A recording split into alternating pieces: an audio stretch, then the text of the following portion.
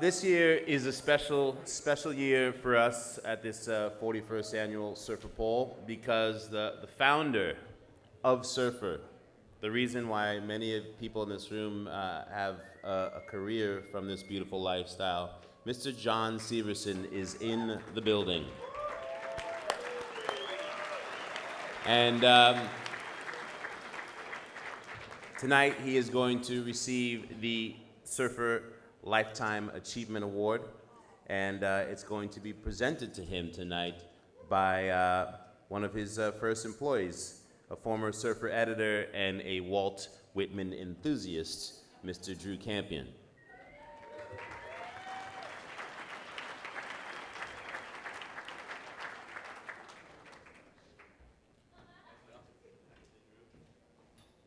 How do you do? Greetings from the Puget Sound area where we're all white. This is such a cool experience because I'm sitting over here with John, who I haven't seen for a number of years. It's a fabulous thing, and I'm reflecting on the idea of the strength of an idea. So when John started Surfer Magazine, he was working with a typewriter and paper and pen. It used to be the way we communicated. And he cobbled this thing together, but he was an artist in all these different ways. And one of them happened to be in the putting together of a kind of a magazine thing about a sport that he loved.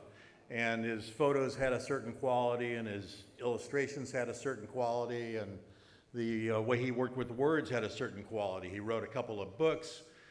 He was very prolific, and I had the opportunity to work with John for a few years in the late 60s, and it became apparent to me that John Severson is an artist, and everything he touches is art. It's a fantastic thing, and the fact that this thing has lasted now, what is it? Surfer's like 80 years old or something like that, or 50 years old. It's been around for a long time. 52? Fantastic. So, anyway, the crew from Surfer Magazine went out to John's house about a month ago, and they put together this video of a visit to John Severson.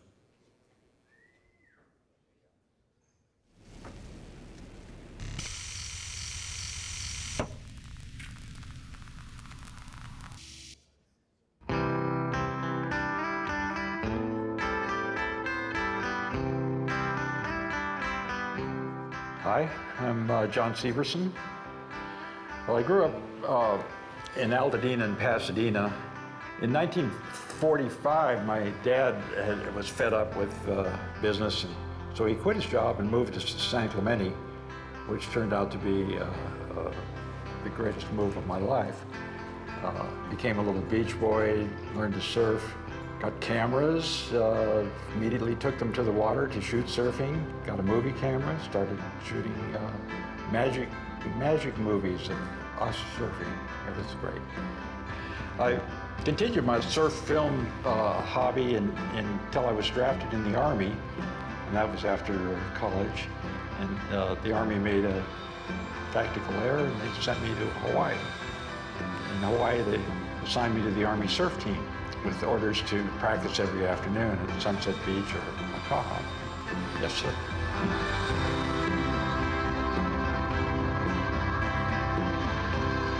I shot more footage in Hawaii at the time and made my first film called Surf, getting right to the point.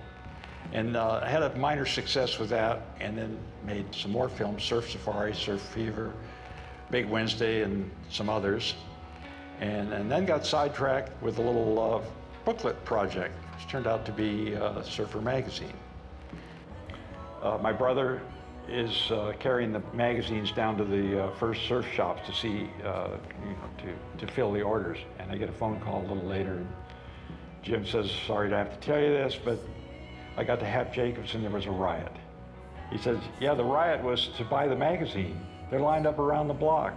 He said the 25 order turned to 125, and that's the way it went all down the coast. And it was just off to a smash hit right the first day. It's just a dream for meaning. Yeah, the first issues were tough. They were very successful, but we developed a staff like Rick Griffin, Ron Stoner, a great photographer. We had Bev Morgan, who was terrific. He's really one of the unknowns. Then Pat McNulty, who brought a kind of sophistication to the editing. The Surfers were great too. They made the magazine. We had the big three, Phil Edwards, Dewey Weber, and Mickey Dora. In the middle of my tenure with Surfer, mid-60s, the whole world was changing. It was war and peace and love and protest and social awareness and consciousness. And the right editor came along at that time, and that was Drew Campion, who pushed our minds. He said things that we were thinking and no one had said before. I would say the biggest response we ever got was over a photo of a black boy on the beach in South Africa with a sign behind "No Colors."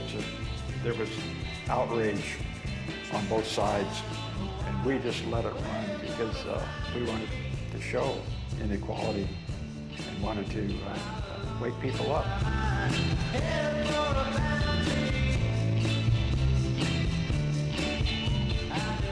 I like to feel that surfing is a little more artistic and light, with a sense of humor, because of Surfer magazine.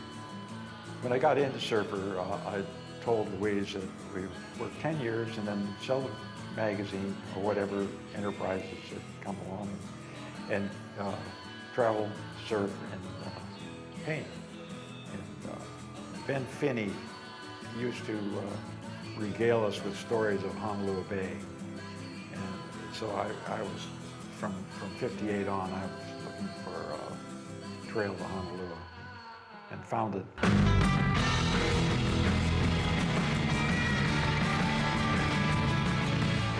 As for my painting, I try to work from my imagination.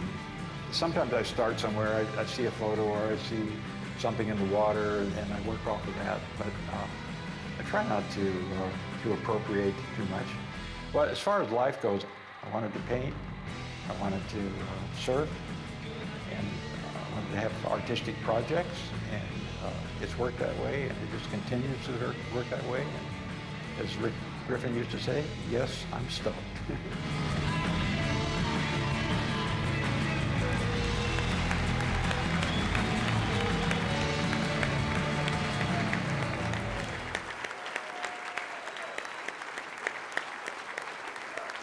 Join me in welcoming John Severson.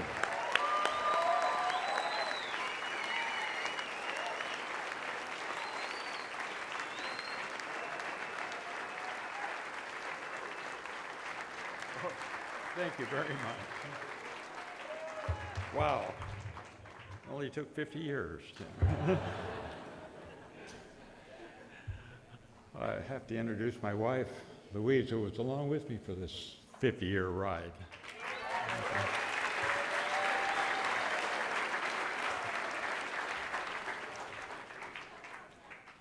The other day, guy came up to me, tattered shorts and a dirty shirt. I'm not going to drop this. Missing a few teeth, hair flying, and a wild glint in his eye. He looked at me and said, I just want to tell you that you and Surfer really changed my life.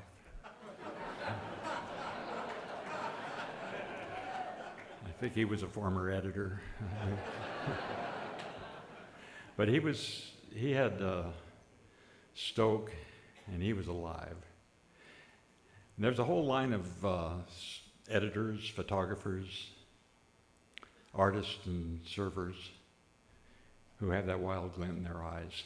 And I'd like to thank them, congratulate them for 50 years of Stoke that they've delivered.